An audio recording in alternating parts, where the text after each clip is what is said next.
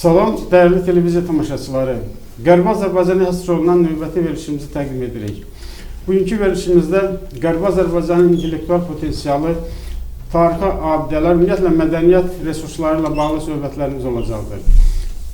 Qeyd etmək istərdim ki, bu televiziya verilişi Azərbaycan Respublikasının qeyri-hökumət təşkilatlarına Dövlət Dəstəyi Agentliyinin vəsaiti Sosial və Tədqiqatlar İctimai Birliyinin layihəsi çərçivəsində ərsəyə gəlir. Bugünkü qonaqlarımızı təqdim etmək istərdim. Pedaqoji elmlər doktoru, professor, Qərbi Azərbaycan Çəmbərək rayonunun Cil kəndinin icmasının sədri, hörmətli Fərrux Rüstəmov, Qərbi Azərbaycan icmasının idarə heyətinin üzvü, Pedaqoji Universitetin professoru İbrahim Bayramov. Xoş gəlmişsiniz, hər ikinizi salamlayıram. Təşəkkür edirik, sağ olun. Öncə istərdim ki, hörmətli Fərrux müəllim, Qərbi Azərbaycanın repress tarixi ilə bağlı, ümumiyyətlə repressiya faktoru ilə bağlı öz fikir və mülahizələrinizi bildirəsiniz, sonra keçən növbəti suallara. Çox sağ olun, təşəkkür edirəm. Siz burada Qərbi Azərbaycanlara qarşı zaman-zaman törədilmiş kütləvi, etnik və institusional repressiyalar haqqında danışdınız. Ümumiyyətlə, repressiya mənim fikrimcə təkcə bir insana siyasi görüşlərinə görə qarşı dövlətin törətdiyi cəza deyil, cəza aparatı deyil, verilən cəza deyil. Ümumiyyətlə, həm də dövlətin öz inzibati aparatı vasitəsilə müəyyən bir qruplara, toplumlara qarşı aparılan kütləvi cəza və diskriminasiya və təzyiq formasıdır. Biz bunu Qərbi Azərbaycanlıların üzərində 2 əsrdən artıqdır, çox rahatlıqla görə bilirik. 19-cu əsrin əvvəllərindən başlayaraq Çar hökuməti tərəfindən, Çar Rusiyası tərəfindən, sonra isə Sovet hökuməti tərəfindən Qərbi Azərbaycanda yaşayan yerli əhaliyə qarşı, Qərbi Azərbaycanlılara qarşı sözün həqiqi mənasında, bütün mənalarda repressiya həyata keçirilmişdir. Biz hər şeydən əvvəl o illəri xatırlasaq, 19-cu əsrin əvvəlləri, 1905-ci il Kürəkçay müqaviləsi, Türkmənçay Gülüstan sülh müqaviləsi və Türkmənçay sülh müqaviləsi. Bunlar kağızda sülh müqavilələri adı geçsə də, əslində bu müqavilələr bizim orada yaşayan əhalinin repressiyasının əsasını qoydu. Milli parçalanmanın əsasını qoydu. Milli faciəmizin əsasını qoydu. Bəxtər Vahabzadə deyirdi ki, tərəflər kim idi? Hər ikisi yad. Yadlar mı edəcək bu xalqa imdad? Hər iki yad, hər iki imperiya, Qacarlar və Ruslar təbii ki, bu xalqa, bu millətə böyük faciələr gətirdilər. Hər şeydən əvvəl etnik repressiya başlanıldı. Bu, o dövrdə həyata keçirilən və 1987-91-ci ilə qədər davam edən bir proses idi. Etnik repressiyanın həyata keçirilməsinin ilkin vaxtı, özəyi Türkmənçay sülh müqaviləsinin 15-ci maddəsi var idi. Həmən maddəyə görə Qacarlardan və Osmanlıdan ermənilər Rusiya ərazisinə köçürülməli idi. Yəni Azərbaycan ərazisinə köçürülməli idi. Bu da həmin əhali Naxçıvana, İrəvana və eyni zamanda Şimali Azərbaycanın daha gözəl yerlərinə, o cümlədən Qarabağ xanlığına köçürüldü. Bu köçürülmə əhalinin tərkibini müəyyən dövrdən sonra dəyişməyə başladı. Və bununla da etnik repressiyanın əsası qoyuldu. Böyük bir fəlakət qoyuldu. Çünki hər iki dövlət öz geosiyasi maraqları çərçivəsində bunu həyata keçirdiler. Burada nə baş verdi? Zaman-zaman demoqrafik dəyişiklik baş verdi. Ermənilərin sayı tədricən artdı. Yerli əhali, Azərbaycanlıların sayısı azalmağa başladı. Buna beynəlxalq sənədlərdə demoqrafik repressiya deyilir. Bu proses də axıra qədər davam etdi. Digər tərəfdən 1828-ci ildə Çar hökuməti tərəfindən həmin Azərbaycanlıların 1000 illər boyu yaşadığı əraziyə erməni vilayətinin adı verilməsi ilə Azərbaycanlıların tarixi inzibati varlığına bir nöqtə qoyuldu. Artıq yerli əhali ikinci xalqa çevrildi. Bütün rəhbər vəzifələrə ermənilər çəkildi. O sərhəd ki açıq idi, Ona görə də Azərbaycanlıların böyük əksəriyyəti son tədqiqatlara görə 70 minə qədər əhali İrəvan Türkiyəyə getdi. Çünki onlar Çar Rusiyasına qarşı vuruşmuşdular. Dəfələrlə İrəvan xanlığına qarşı hücumlar olmuşdu Ruslar tərəfinə və onlar da qədər vurulmuşdu. Ölən olmuşdu. Qalanlar da könüllü şəkildə çıxdılar, getdilər. İrana və Türkiyə, digər də Azərbaycana gəldi. Bunun özü də repressiyanın bir forması idi. Digər məsələ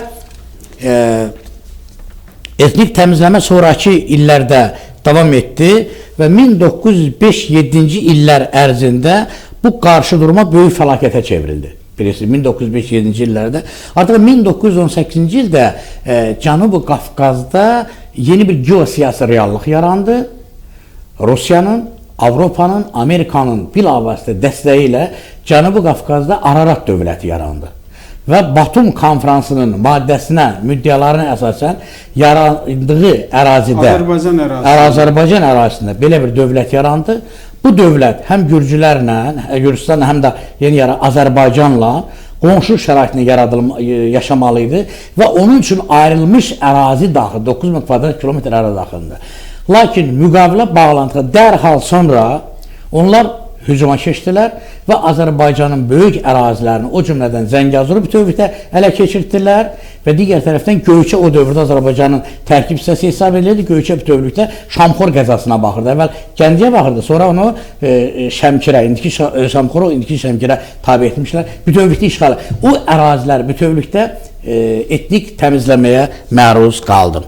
Bu ərazi, bütün bunlar baş verdi.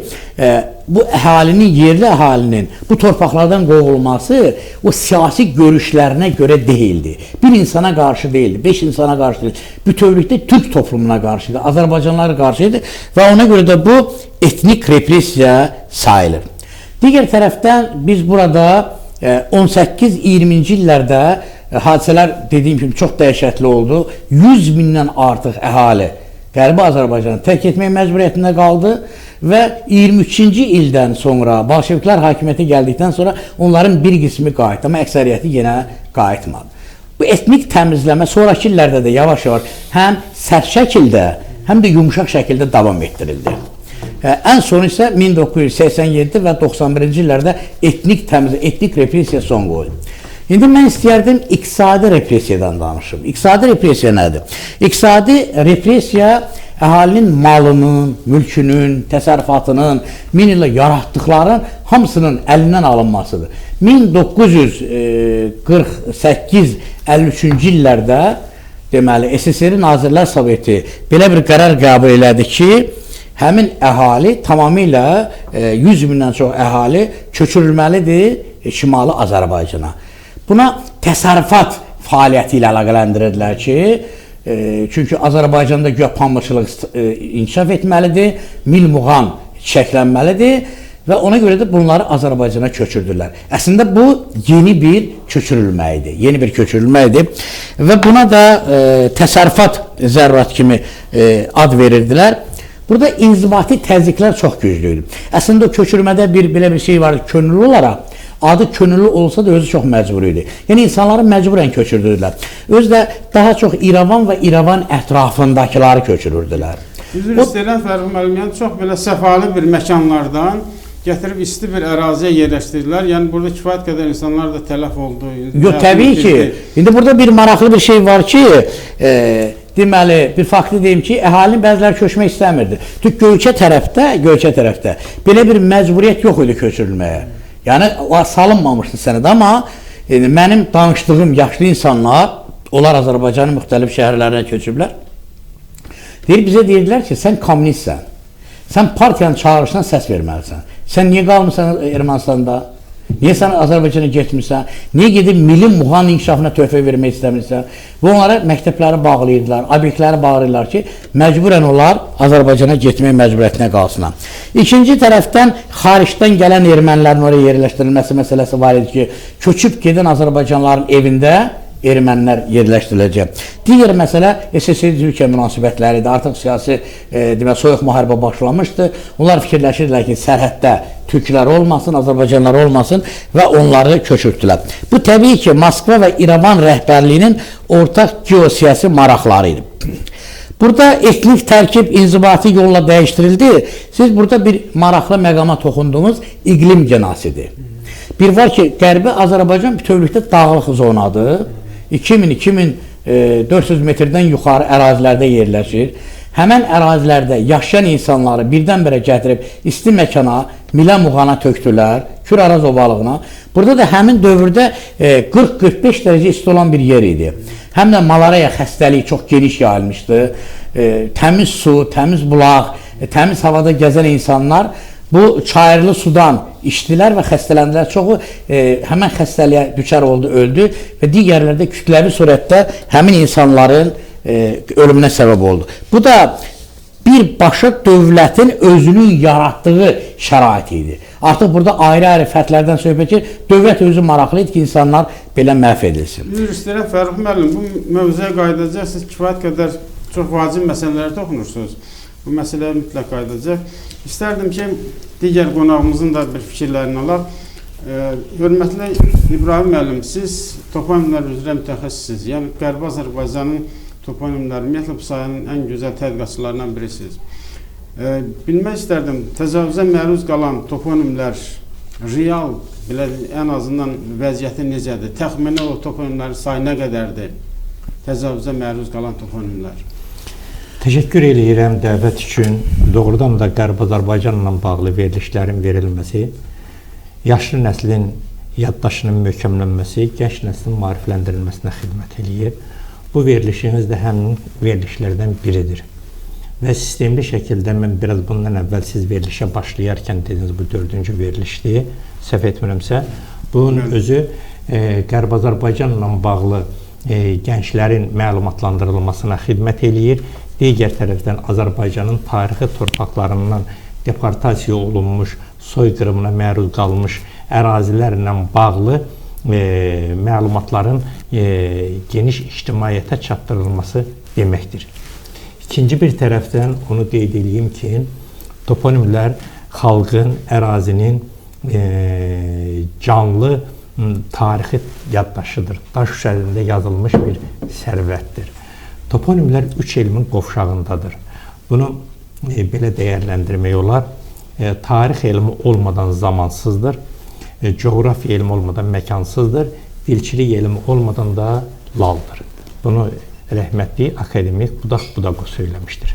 Yəni 3 elmin qovşağında. Çünki tarix, coğrafiya və dilçilik baxımından toponimləri nəzər salanda ərazinin köklü sakinlərinin kim olduğunu, ərazinin kimliyini müəyyənləşdirən ən etibarlı qaynaqlardan biridir. Digər tərəfdən toponimlərin öyrənilməsi, ümumiyyətlə Qərbi Azərbaycanla bağlı toponimlərin öyrənilməsi 1987-də sonuncu 91-ci il deportasiyasından sonra bütövlükdə Qərbi Azərbaycandan deportasiya olunan Azərbaycanlıların çox bir vəhşicəsinə Ermənistan dövlətinin əsas siyasi xəttinin davamı kimi milli ayrı seçkiliyin etnik təmizləmə siyasətinin ən bariz nümunəsi kimi toponimlər də onun qurbanı oldu.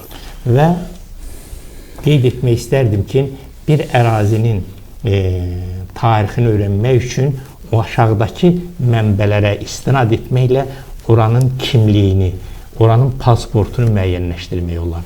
Birinci, arxeoloji qazıntıları. Təbii ki, indiki Ermənistan ərazisində, yəni tarixi Azərbaycan torpağında arxeoloji qazıntılar aparılmırdı. Çünki arxeoloji qazıntılar ərazinin kimliyini, yəni sahibini müəyyənləşdirdilər. İkincisi, tarixi abidələrdir.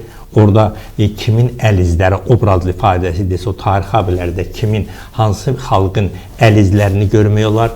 Üçüncüsü, toponimlərdir. Bir də ki, etnik mənsubiyyətidir, etnik yaddaşıdır.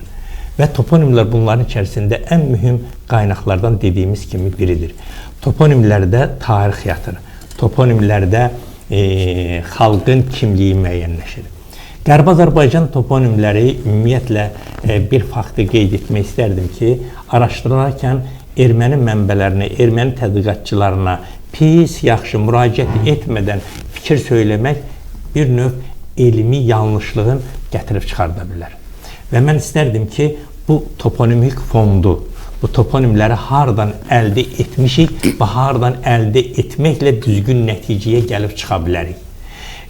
Mən bu sayədə tədqiqatlar apararkən ilk növbədə Zaven Qurqudyanın erməni dilində Melkonyan fond tərəfindən 1932-ci ildə çap olunan erməni dilində 1831-1931-ci ildə Sovet Ermənistanın əhalisi adlı kitaba baxdım. Bu kitab 100 illik dövrdə 1831-1931-ci illərdə Qərbi Azərbaycan ərazisində kameral siyahıya almaların nəticəsi olaraq ərazinin etnik tərkibi aydın şəkildə göstərilir. Burada 1831-ci ildə, 1873-cü ildə, 1886-cı ildə, 1897-ci ildə, 1908-ci ildə, 1914-cü ildə, 1916-cı ildə, 1919-cu ildə, 1922-ci ildə, 1926-cı ildə, 1931-ci ildə. Sonra da bu Zaven Qurqudyanın kitabındadır. Obyektiv yanaşım mı? Yəni həmin Yox, təbii ki, orada da obyektivlik özünü göstərmir. Çünki biz araşdırma nəticəsində bu qənaət gəldi. Yenə də nə qədər saxtakarlıq olsa da orada Azərbaycanlıların köklü sakin olduğunu görürük. Biz Chopin'in əsərində də görürük ki, yerli, deməli, müsəlmanlar, Azərbaycanlılar, türklər, müsəlmanlar adı ilə verilir. Yerli ermənilər var. Bir də İrandan, Türkiyədən köçürülən ermənilər var. Bu fakt onu göstərir ki, Qərbi Azərbaycan ərazisində ermənilərin yaşam şəraiti, yaşamı, məskunlaşması və məskunlaşdırıldığı 1828-ci ildən sonra həyata keçirilmişdir. Zaven Qurqudyanın o kitabından sonra bu 1986-cı ildə, 1989-91-ci illərdə sonra bu illərdə Ermənistan və ətraf vilayətlərin toponimlər lüğəti çap olundu. Mən bunu ona görə deyirəm ki, bizim həm də oponentlərimiz var da, yəni Ermənistandan olan erməni şünaslar, əgər belə varsa da, onlar görsün ki, bu faktı özlərinin əsərindən çıxış edərək fikir söylüyoruz. Və burada 1839-cu ildə, 1959-cu ildə, 1970, 1979,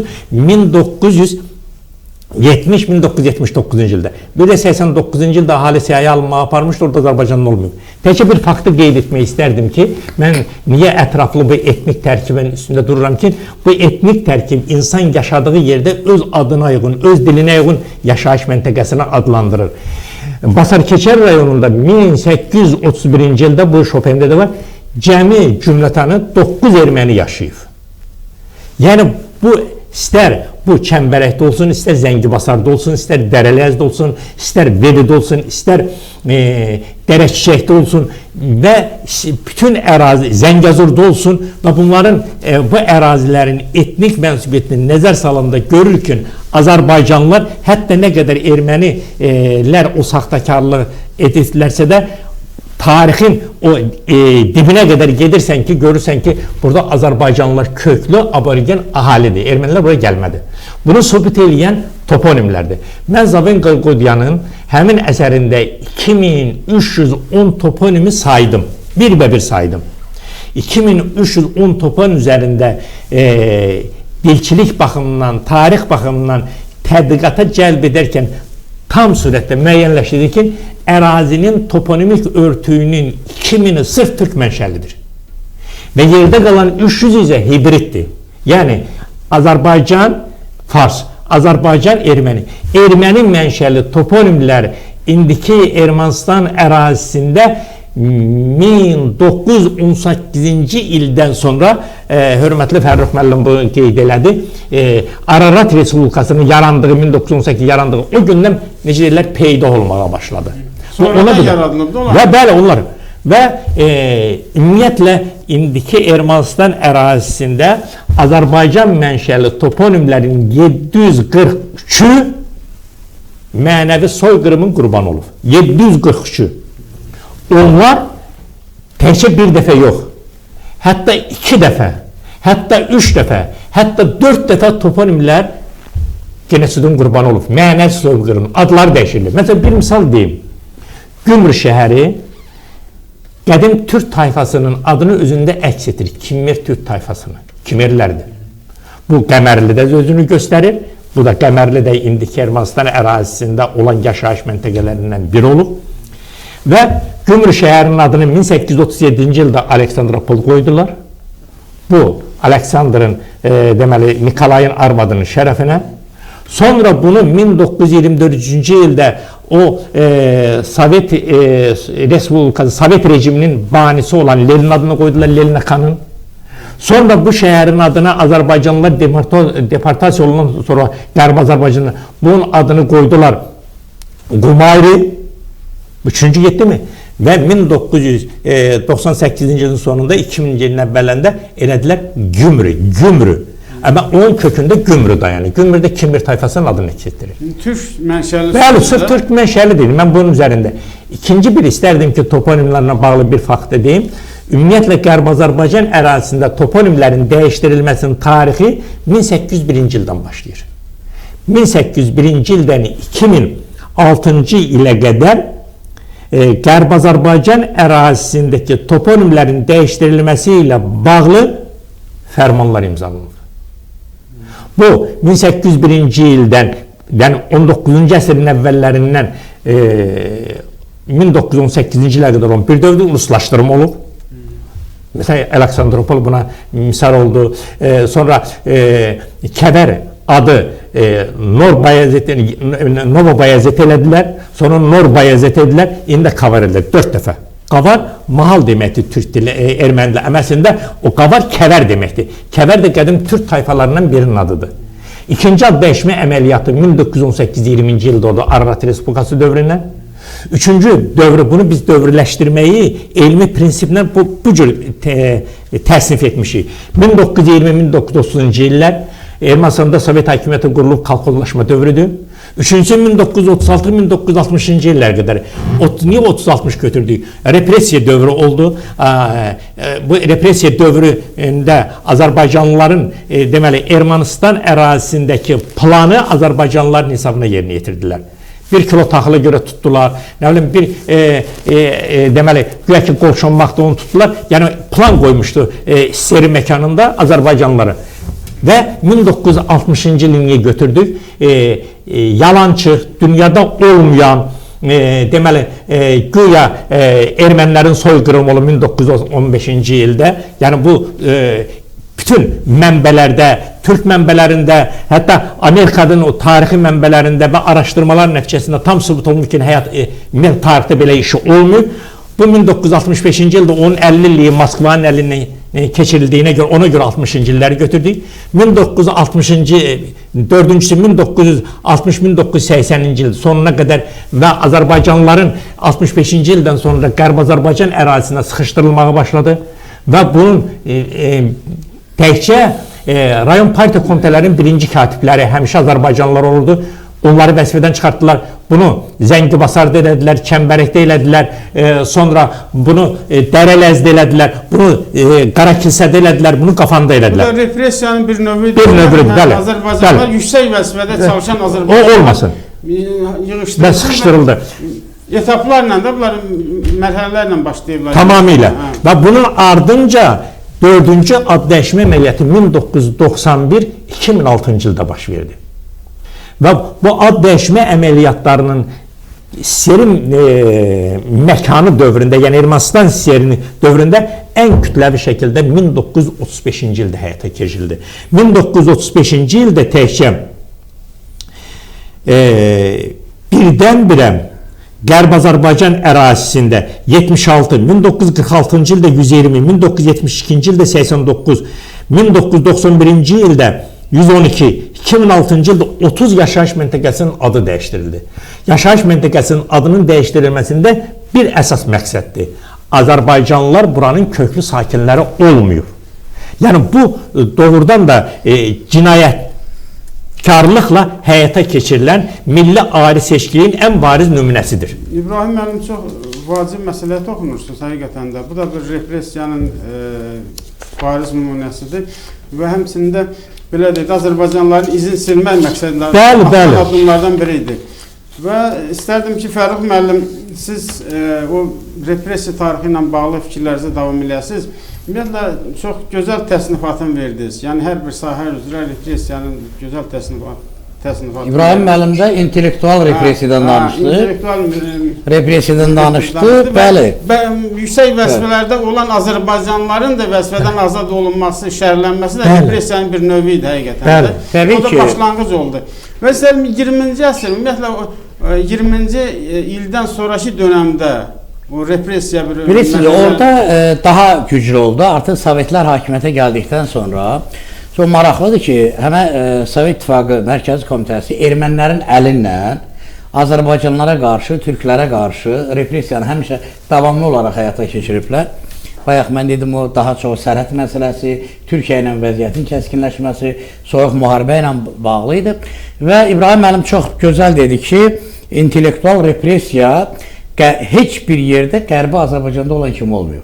O həm sərt olub, yəni kimsə şərləmək, kimsə işdən çıxarmaq məcbur eləyiblər. Onlar da könüllü şəkildə köçüb Azərbaycana gəliblər. Həm də yumuşaq şəkildə. Mən səni çox istəyirəm, burada sizin üçün o qədər də yaxşı olmayacaq. Bəlkə öz vətəninə gedəsən, bəlkə öz torpağına gedəsən. Bunlar bu adla həmişə insanları oradan perikdirməyə başlayıblar, uzaq salmağa çalışıblar. Bizim hörmətli professor İbrahim Bayramov çox yaxşı toxundu. 20-ci illər çox siyasi kataklizmalar dövrü idi. Bir tərəfdən kolxozlaşma, bir tərəfdən yeni iqtisadi siyasət, insanları məhv eləyib aradan çıxarmaq üçün çox yaxşı bəhanələr var. 23-cü ildən, 22-ci ildən Qərbi Azərbaycanda əhali ki, köçmüşdü digər yerlər. Onlar qayıtdılar, gəldilər, əksəriyyəti deməli İrəvana, Qərbi Azərbaycana qayıtdılar. Bunu hökumət görür, dövlətin siyasətidir, bolşeviklərin siyasətidir. Amma indi nə görə elmək lazım ki, bunlar könüllü olaraq buradan yenidən qayıtsınlar. Ən xırda məsələlərə görə onları qulaq edirdilər, onları qolçamağa adı verirdilər. Onları tədricən o şəkildən didərgin salırlar. Və bu 30-cu illər boyu həm yeni iqtisadi siyasətdə, həm də sinfi düşmən axtarışı 30-cu illərdə başlamışdı. O ardıcıl olaraq həyata keçirir. Siz təsəvvürləyin ki, intellektual repressiya hansı səviyyədə gedirdi?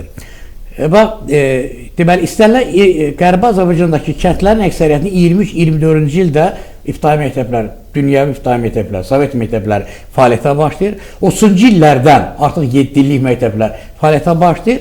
Məsələn, 30-cu ildə, 39-cu ildə Qərbi Azərbaycanda xeyli 7 illik məktəb var. Biri də o cümlədən bizim kənddə, Göyçə Malının Cilkəndə. 41-ci ildə müharibə başlayır. Nə baş verir? Məktəbin direktorunu və məktəbdəki 12 müəllimi vətən çağırır. Siz müharibəyə getməz. Hamısını göndərirlər müharibəyə. Onlardan biri də geri qayıtmır. Və təkcə bu Cilkəndə deyildi. Toğulcada da elə idi, Ardanışda da elə idi, digər kəndlərdə də elə idi. Yəni bu, axı Moskvadan gəlib yoxlaya bilməzlər ki, bunlar məktəbdə bütün müəllimi göndərirlər. Onun əvəzinə nə edirlər? Millətin məhv eləmək, genafəndinə ağır zərbə vurmaq üçün kənddə oxuyub yazmağı bacarmayan bir-iki qadın aparırlar rayon mərkəzində, bir-iki əlifba öyrədirlər bir ay, 2 ay, gətirib qoyurlar məktəbə. Cildə məktəb fəaliyyət göstərir. Amma kim dərs keçir? Müəllim yoxdur, ixtisaslı müəllimlər yox. O gedən 12 müəllimin hamısı İrəvan Pedaqoji Məktəbinin məzunları idi. Təhsil almış insanlar. Məktəb məhv olunur, bir də 68-69-cu ildə o kənddə orta məktəb yarandı. Digər kəndlərdə həmçinin. Çünki intellektual potensial nə eləmişdilər? Boşluq yarandı. Bəli, boşluq yarandı. Digər tərəfdən kənddə ziyalıları yığır, yaşı çatmadan hamısını müharibəyə göndərirlər. Qərbi Azərbaycanda ən böyük repressiya 1924-cü ildə deməli Nəriman Nərimanov adına pedaqoji texnikum başladı, fəaliyyətə başladı. 25-ci ildə qədər Nərimanovun adı verilmişdi. Orta ixtisas təhsili müəllim hazırlayırdı. İbtidai siniflər üçün kifayət idi o dövrdə. 48-ci ildəki o köçürmə ki baş vermədi, iqtisadi repressiya baş vermədi. Həmən texnikumu köçürdülər haraya? Azərbaycana, Xanlı rayona köçürdülər. Yəni bunun da özü bir repressiya idi ki, orada təhsil varsa, məktəb varsa bu ocaqdır. Ocağı söndürmək lazım, mədəniyyət mərkəzini söndürmək lazımdır. Çünki mədəniyyət ocağının ətrafına insanlar toplaşır da. Müəllimlər orada toplaşırlar, orada bir ziyalı kütləsi yaranır, onlar fikirdir, işıqdır, insanları idarə edir. Hamısını köçürdülər. İbrahim müəllim İrəvan Ali Pedaqoji Məktəbinin yetirməsində orada oxuyub. 30-cu illərdə də orada bizim fakültəmiz var idi. Azərbaycan dili, ədəbiyyat, riyaziyyat. Onlar da 40-cı illərdə köçürdülər. Onlar da Ali Pedaqoji Universitetini, Azərbaycan Dövlət İndiki Pedaqoji Universitetini köçürürlər. Onlar hamısını bax, bunlar repressiya deyildi və nə idi? Bunlar intellektual repressiya idi ki, bunların da məqsədi faktik olaraq ali təhsilləri oradan didərgin salmaq idi. Və elə 48-53-cü illərdə də bayaq dedim, daha güclü şəkildə bu proses axıra qədər davam elədi. Biz, məsələn, bizim öz kəndimizdə bir nəfər var idi, hüquq qurtarmışdı. Çox savadlı, qabiliyyətli insanı. Rayon mərkəzindən gələn kimi çox təmtəraqlı iş verdilər. Çünki o şikayət eləyə bilərdi, Moskvaya gedə bilərdi. Çox təmtəraqlı iş verdilər. Bir il çəkmədi, şərədlər. Az qaldılar, tutsunlar və dedilər ki, sən könüllü ərizəni yazgına, ged Azərbaycana.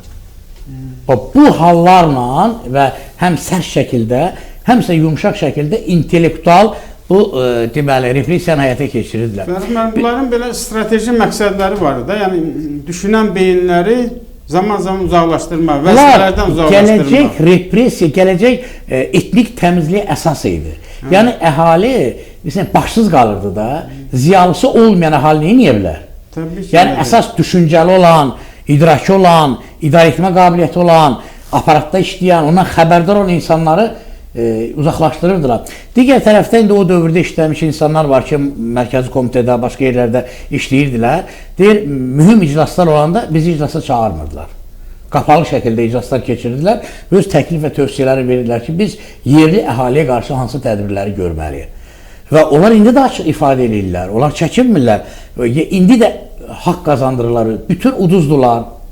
Bütövlükdə çox şey uduzluqları var. Amma bütün bunlara baxmayaraq, onlar öz hərəkətlərinə haqq qazandırırlar. Onlar deyirlər ki, əgər biz Qərbi Azərbaycanda 300 min əhalini vaxtında çıxarmasaydı, indi bugün Ermənistan parlamentinin 50-60%-ni onlar nəzarət edirdi. Onlar seçilirdi. Yəni say tərkibin belə deyildi, harasa öz ermənilərin say tərkibini artırmaq üçün bu addımlar atıblar. Çox belə məkirli şəkildə atıblar. 1946-cı ildə xüsusi olaraq fərman qəbul olundu. SSR Nazirlər Sovetinin qərarı ilə xaricdən yaşayan ermənilərin Ermənistana köçürülməsi ilə bağlı. Bu fərmandan sonra, bu qərardan sonra, Nazirlər Sovetinin qərarından sonra və 1947-ci ildə və 1948-ci iki dəfə Nazirlər Soveti qərar qəbul elədi ki, biri Azərbaycanlıların indiki Ermənistan ərazisindən Kür Araz ovalığına köçürülməsi. Orada yazırlar, kolxozçuların və digər Azərbaycanlıların. Yaxşı, digər Azərbaycanlı deyəndə bunun altında məhz İrəvandakı və digər yerdəki mədəni mühiti özündə əks etdirən Texnikum idi, sonra institutun, deməli Ermənistan Dövlət Pedaqoji İnstitutunun Fərrux müəllimin dediyi kimi Dil Ədəbiyyat Fakültəsi var idi, Riyaziyyat Fizika var idi, Tarix Coğrafi var idi, İbtidai var idi. Yəni, kolxozçuları və digər Azərbaycanda bunun altında. Yaxşı, bunlar niyə köçürüldü? Və o mühiti boşaltmaq üçün, ziyalı mühitini, düşünən beyinləri, Qərbi Azərbaycan ərazisindən düşünən beyinləri, Azərbaycanlı beynini o ərazidən çıxartmaqla öz gələcək məkirli siyasətini həyata keçirir. Fərrux müəllim bir məsələndə dedi, o 300 min Azərbaycanlıların deportasiyasından bağlı. Ermənistan Respublikasının birinci prezidenti Ter Petrosyan Yerkebar döyüşçü dəstələrin qarşısında etiraf elədi. İndiyə qədər gizlədirdilər o öz dillərindən. Deyir bizi, əgər burada, Zəngəzurda, Göyçədə, sonra Zəngibasarda, bu ərazilərdə, bütöv Ermənistan ərazisində Azərbaycanlıları biz vaxtında çıxartmasaydı, biz öz niyyətimizi həyata keçirə bilməzdik. Özləri öz dilindən faktı sübut edirlər ki, biz onları öz ana torpaqlarından, ata yurtlarından biz didərgin salmışıq. Elədir, təəssüf ki, elədir. Mən bir məsələyə də toxunmaq istəyirəm. Fərrux müəllim, bu məsələ ilə qaydacı, bu repressiya ilə bağlı, sizin belə deyək də, İrəvan gimnaziyası ilə bağlı çox belə fundamental bir kitabınız çıxdı. Mən o kitabı dəfələrlə oxumuşam, vərəqləmişəm. Orada çox tanınmış ziyalılar var. Onların xeyli hissəsi də repressiya uğrayıb. Bəzilərinin hətta onların aqibəti haqqında, son talihi haqqında məlumatlar da yoxdur. Onlar o barədə, ümumiyyətlə, həmin o gimnaziya barəsində danışardınız. Ümumiyyətlə, o gimnaziyanın məzunları ilə bağlı fikirləriniz, o repressiya uğrayan insanların. İrəvan şəhərinin 19-cu əsr mənzərəsinə baxanda, küçələrə baxırsan, evlərə baxırsan, tikintilərə baxırsan, görürsən ki, bunlar hamısı bizim ata-babalarımızın yaratdıqlarıdır. Elə küçələrin salınması da, məscidlərin tikilməsi də, o şəhərin səliqə-səhmanı da, orada bir türk ruhu var, türk yaddaşı var, bizim tarixi yaddaşımız var. Ona görə də biz, bax, belə verilişlər bizi o tarixi yaddaşımıza qovuşdurur. Həm biz özümüz yenidən bu məsələni yenidən gündəmə gətiririk, elmi dövrəyə daxil edirik.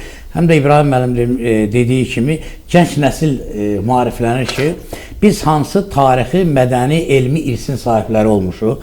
Orada deməli 1832-ci ildə İrəvanda ilk dünyəvi məktəb olaraq Qəza məktəbi yaranıb.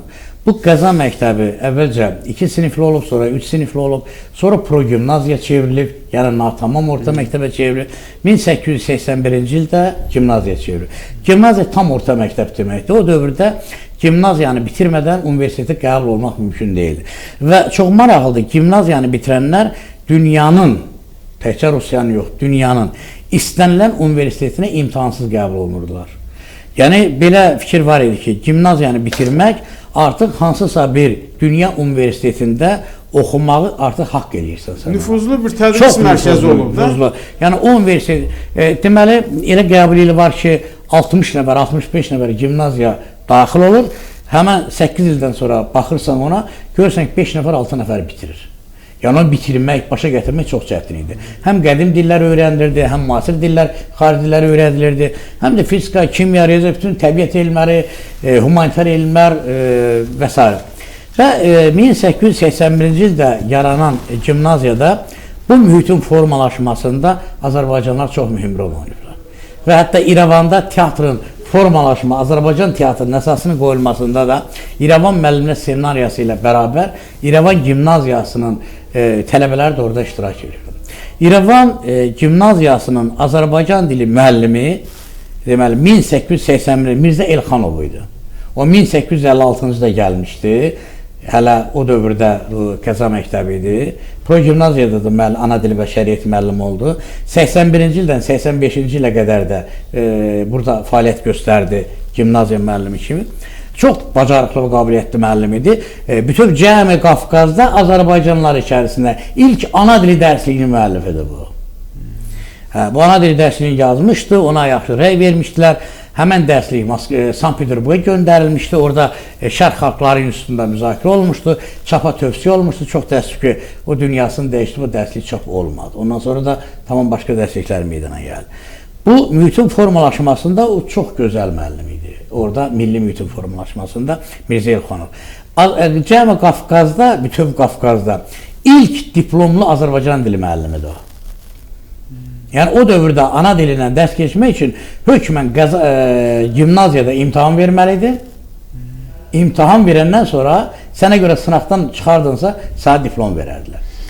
Sonra orada Firdun bəy Köçərli 85-ci ildən 95-ci ilə qədər ana dili müəllimi oldu. Və sonra da Azərbaycanlar davam elədi bütövlükdə. Mən qısaca onu deyim ki, bizim araşdırmamıza görə orada təxminən bir 100-150 nəfərə qədər ali təhsilli olub, bitirib. Yəni bizim indi orada nə qədər oxuyanlar haqqında dəqiq məlumatımız yoxdur. Amma kimlər ki oranı bitiriblər, Rusiyanın və Avropanın universitetlərinə sənət təqdim ediblər. Həmin sənətlər araşdırılması nəticəsində belə məlum olub ki, orada 150 nəfərə qədər ali təhsilli insan olub. Məsələn, onlar haqqında çox danışmaq olar, onların da çoxu da orada sizə repressiya olub. Mən üçünün adını çəkmək istəyirəm ki, o universitetin, gimnaziyadır, mən onu universitet dedim, elə bilə-bilə dedim universitet. Elə o gimnaziya ilə universitet səviyyəli bir təhsil müəssisəsi idi. Siz təsəvvür oran kim qutarıb? Əziz Əliyev, cənab prezidentin babası. Əziz Əliyev Azərbaycanın ictimai siyasi həyatında, partiya həyatında, təsərrüfat həyatında, tibbi həyatında, universitet həyatında müstəsna xidmətləri olan bir ziyadır. Hətta Dağıstanda da onun Dağıstanda Mərkəzi Komitənin katibi olub. Dağıstanın abidəsini qoyublar. Bugün də onun hörmət və ehtiramla Dağıstanda yanaşırlar. Tibb Universitetinin fəaliyyətində, onun təkmilləşməsində, inkişafında müstəsna xidmətləri olub. Və ən maraqlısı odur ki, bu gimnaziyanı deməli qızıl medalla qutarıb. Qızıl medalla. Həm də repressiya məruz qalıb. Deməli onun sənədləri var, göstərirlər ki, bütün rubrik qiymətləri 5, 5, 5, 5, axırda da zalatoy medal, qızıl medalla qutarıb. Və deməli Əziz Əliyev yeganə Azərbaycanlıdır ki, orada Asif İsrafil bəyovuna yegin Azərbaycanlardan biri, o dövlət təqaüdünə düşüb. O vaxt Qafqazda dövlət təqaüdü var idi ki, kimlər Rusiya ali məktəblərində pulsuz oxuya bilərdi dövlət hesabına. Onlardan biri Əziz Əliyev olub. Çox təəssüf ki, 1917-ci ildə hökumət dağıldı, o puldan istifadə edə bilmədi. Sonra Hacı Zeynalabdin Tağıyev vəsait hesabına, bəli, o təhsilini verdi. Topçubaşov, Mustafa Topçubaşov. Topçubaşovlar ümumiyyətlə çox böyük nəsildirlər. Veysə Topçubaşov indi SSR dövründə elə bir yüksək ad yoxdur ki, onun adının qabağına yazılmasın. Sosial sistəməyə qəhrəmanı, elmlər doktoru, professor, akademik və s. və s. və s. Həmin gimnaziyanın məzunu olub. Həmin gimnaziyanın məzunu olub. Orada bir müddət şeydə qalıblar, pansiyonda qalıblar, Əziz Əliyevlə bir yerdə qalıblar. Və yaxud Əhməd Rəcəbli, acı talihli insanlardan biridir. Nədir, 38-də bunu tutublar ki, sən xaricdə oxumuşsan. İtaliyada oxumuşdu. Gör, indi gimnaziya hansı təhsili verirdi bu? Xarici təhsili. Bu gedir həmən təhsillə, yəni xarici dil öyrənməyinə, ali təhsil almışdı. Tutdular bunu 45-ci ilə qədər həbsdə saxladılar ki, sən xaricdə oxumuşsan. Həbsdən qayıtdı gəldi, bir də təzədən həbs elədilər ki, bəs repressiya elədilər, təzədən deməli 50-ci ildə 70-ci ildə sürgün oldu, bəli. Onda da Orta Asiyaya getdi. Yəni bu insanların hamısı bütövlükdə repressiya oldu. İndi burada İrəvanda mən bir Azərbaycanlıların da daha çox oxuduğu bir müəllimlər seminariyası var idi. 1915-ci ildə onu repressiya elədilər. Şəhərdən köçürdülər bütövlükdə. Armavrə köçdülər. Nədir, Azərbaycanlılar oradan uzaqlaşsın və arxasınca getməsinlər. Sonra da gətirdilər 1918-ci ildə həm gimnaziyanı bağladılar, həm də seminariyanı bağladılar. Digər mən xüsusi bir repressiya, milli mənəvi irsin dağıdılması, milli mənəvi abidələrin repressiyası. Bugün cənab prezident dəfələrlə çıxışında deyib ki, İrəvan şəhərinin o orta şəhər, qədim şəhər, iç şəhər hardadır? Hamısı yerin altında, torpağın altındadır. Məhv eləyiblər onları. Bütün qalaları, Şopenin adını çəkdi İbrahim müəllim. Şopen yazır ki, 12 təkcə İrəvanın özündə 12 böyük məscid vardı. 4-ü dağıdılmışdı, amma 8-i qalırdı. Göy məscidin sahəsi o qədər böyük idi ki, qaladakı olan məscidlərdən birindir, sahəsi o qədər böyük. Birində Çar ordusunun sursatı yerləşirdi, birində də ərzağı yerləşirdi. Həmin 8 deməli məscid axıra qədər fəaliyyət göstərir. Bugün onlardan heç biri yoxdur. Bir dənə məscid saxlayıblar, o da Göy məscid. Təbu da İran Fars Təpəbaşı məscidini də darmadağın edirlər. Təpəbaşı məscidi məsələn yaşayış evi kimi istifadə edirlər. Bu da buna da deməli elmdə riyakar repressiya deyirlər. Bu da siyasi riyakarlıqdır ki, yəni bunların məqsədi nədir? Məqsəd odur ki, burada türklər yaşamayıblar, türklər olmayıblar, tarixi təhrif eləməkdir. İndi axı sənədlər deyil, biz orada olmuşuq. İndi ermənilər nə deyir? Deyir ki, türklər burada yaşayıblar, kim deyir ki, yaşamıyorlar? Yaşayıblar, gəliblər, işləyiblər, sonra da çıxıb gediblər.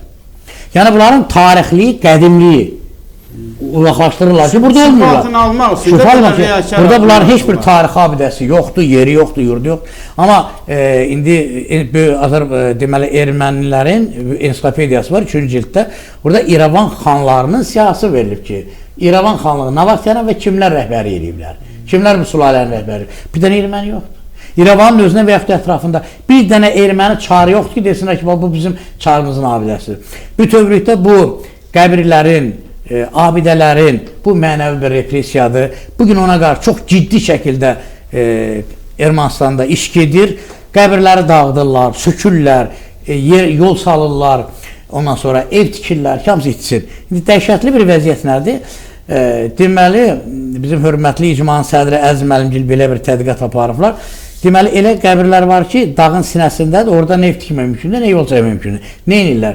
Qəbri açırlar, üstə erməni qəbri bastırırlar. Xaç bastırırlar ki, yəni sonra araşdırma zamanı desə, bu da erməni qəbridir. Siz deyirsiniz Azərbaycanlı qəbridir, şəklini də vermişsiniz. Gəlin açaq. İndi xaricdən də bir 5 nəfər, 3 nəfər ekspert gətirəcəklər, həmən qəbri açacaqlar, içinə xaç çıxacaq.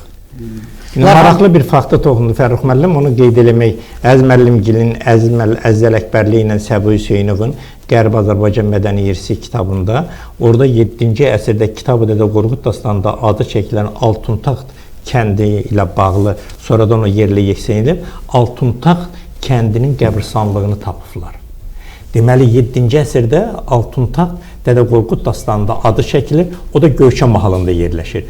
Və o qəbirstanlığın tapılması eyni zamanda çox qiymətli bir faktdır. Qəbirstanlığın həmin kitabda öz əksini tapması, onun bütün formalarda əksini, ölçüsünü və s. yerləşdiyi formada bu onu göstərir ki, Qərb Azərbaycan ərazisi Azərbaycanlıların tarixi yurdudur, tarixi vətənidir.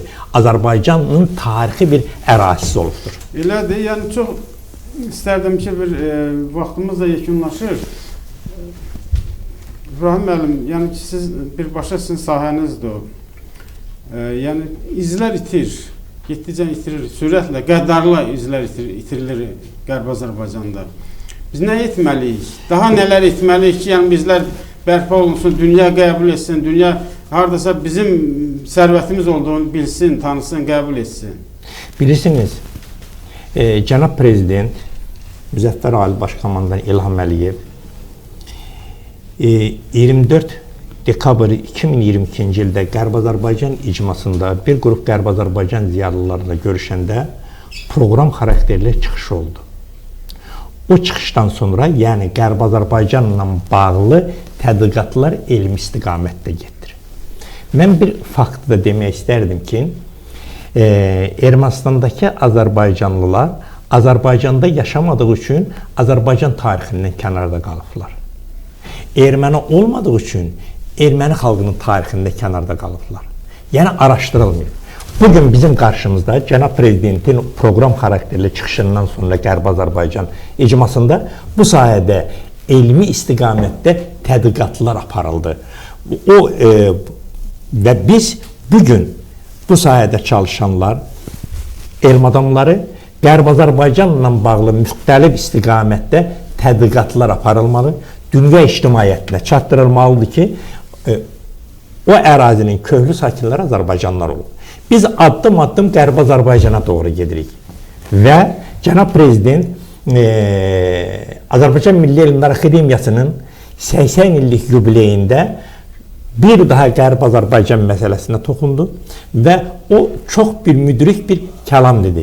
Biz Qərb Azərbaycana tankla, topla, tüfəklə yox, ləyaqətlə qayıdacaq, öz maşınlarımızdan qayıdacaq, dinç şəraitdə qayıdacaq və mən bir ziyalı kimi onu demək istərdim ki, biz Qərb Azərbaycana, mən 1988-ci ildə deportasiya olunmuş Azərbaycanlıyam, özüm ali təhsili İrəvan Pedaqoji İnstitutunda almışam, Toğuca kənd orta məktəbinin direktoru olmuşam, mən o yurduma qayıtmaq istəyirəm, ləyaqətlə, çox sakit formada və biz o ərazidə yaşamaqla biz özümüzün tarixi yurdumuzu şenləndirmək istəyirik. Və inanıram ki, biz Qərb Azərbaycana qayıdacağıq.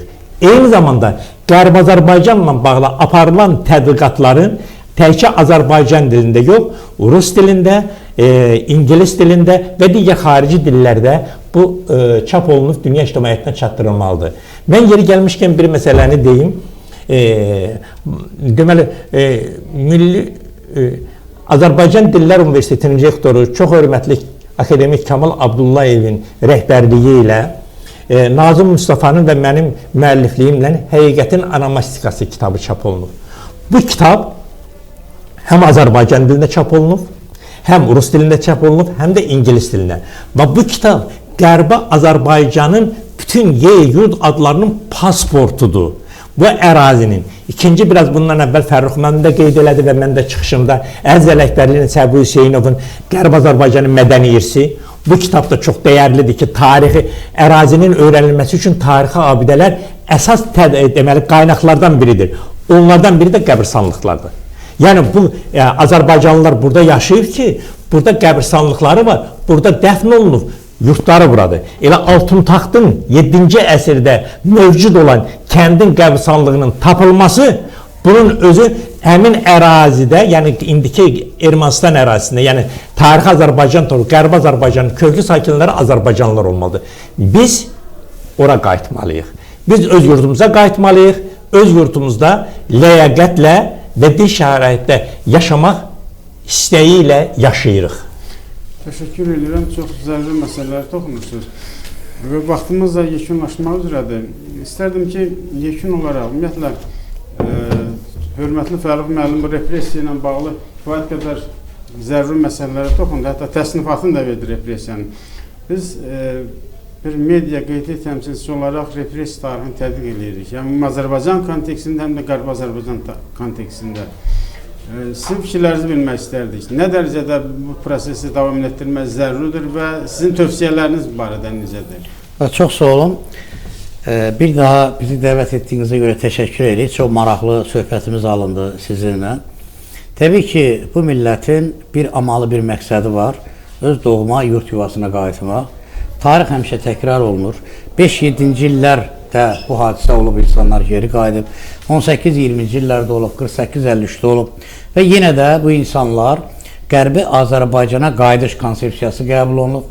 Həmin konsepsiyada bir mənalı olaraq vurğulanır ki, beynəlxalq hüquqi normativ sənədlərə istinad edərək bu millət öz torpağına, dədə-baba yurduna sülh şəraitində, ləyaqətli şəkildə və təhlükəsizlik şəkildə qayıtmalı və orada yaşamalıdır. İnsan həmin icma ilə bir yerdə yaşamalıdır. Bu bizim tarixi missiyamızdır.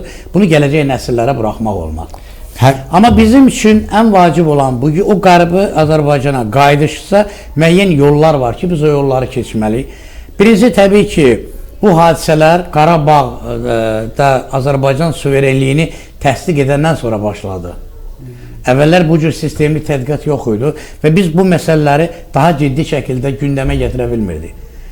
Necə ki, nə vaxt ki, Azərbaycan əskəri yalın əllə Şuşaya qalxdı və Şuşaya qalxanda özü ilə bərabər əlində silahı olmasa da 10 milyonluq Azərbaycan xalqını özünlə bir yerdə qalaya qaldırdı.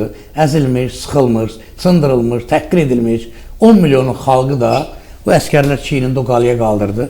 Və qalaya qalxandan sonra xalq bir özünə baxdı, kəndinə baxdı, ətrafına baxdı, çevrəsinə baxdı. Görür ki, necə böyük xalqdır bu. Və onda Şuşaya qaladan Qərbi Azərbaycan göründü. Yoxsa ona qədər yol görünmürdü. Çünki bizim Qarabağ boyda böyük bir dərdimiz vardı.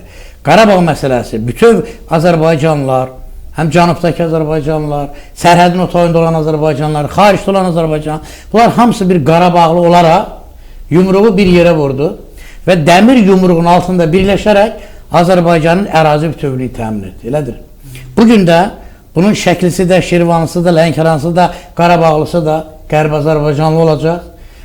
Sərhədimizin o tayda, bu tayda Qərbi Azərbaycanlı olacaq. Biz hamımız yenə dəmir yumruq yerindədir, həmin siyasət yerindədir ki, biz o torpaqlara dönəcəyik. Mən onu deyim ki, Qərbi Azərbaycan icması yaranandan sonra bu sayədə çox böyük uğurlu işlər görülür ki, Birləşmiş Millətlər Təşkilatında ondan artıq sənəd yayılıb.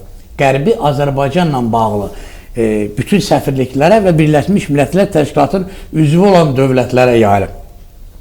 Siz bizim haqq səsimizi eşidib. Biz burada nə qədər desək də, Azərbaycanca televizorda danışaq, kitablar yazar, bizim səsimiz eşidən olmur. Gərək İngilis dilli mətbuatda və böyük auditoriyalarda. Birləşmiş Millətlər Təşkilatı buna böyük auditoriya yoxdur ki. Və yaxud Qərbi Azərbaycan icması tərəfindən dünyanın müxtəlif yerlərində konferanslar keçirir, kongreslər keçirir, deportasiya ilə bağlı sərgilər keçirilir. Hər il dekabrın 5-də böyük konferans keçirir. Dünyanın bu 100-dən çox ölkəsindən ayrı-ayrı xalqların nümayəndələri, siyasətçilər Qərbi Azərbaycan deyərək Bakıya toplaşırlar. Bunlar hamısı hesab edirəm ki, bizim Azərbaycan Respublikasının prezidenti Cənab İlham Əliyevin və icmanın qarşısına qoyduğu vəzifələr ki var, həmin vəzifələrin addım-addım həyata keçməsidir və yaxın gələcəkdə inanıram ki, biz o torpaqlara qayıdacağıq. Yenə o torpaqlarda əvvəlki kimi sularımız axacaq, ocaqlarımız yanacaq, bayrağımız dalğalanacaq. İbrahim Hanım, sizin fikirləriniz yekun olaraq? Bu fikir olaraq bizim Qərbi Azərbaycana qayıtmağımız təməl haqqımızdır. Dünyanın, yəni BMT-nin qəbul etdiyi qərar və qətnamələrdə aydın şəkildə göstərilir ki, hər bir kəs öz doğulduğu yerdə yaşamağa haqlıdır. Və bizim də oraya getməyimiz tarixi bir zərurətdir. Və inanıram və eyni zamanda inanıram ki, bu sahədə mətbuatın, televiziyanın və tədqiqatçıların üzərinə çox məsul vəzifə düşür. Bunu olduğu kimi və aydın eyni zamanda elmi baxımdan dünya ictimaiyyətinə çatdırılması vacib məsələlərdən biridir və bu sahədə aparan tədqiqatçılar da Bu məsələ çox incə məsələdir. Burada populizm oymaq olmaz. Burada hər bir adam torpağa bağlıdır. Ola bilsin ki, sevgi ilə bağlı yazıb. Lakin onun elmi əsası olmalıdır.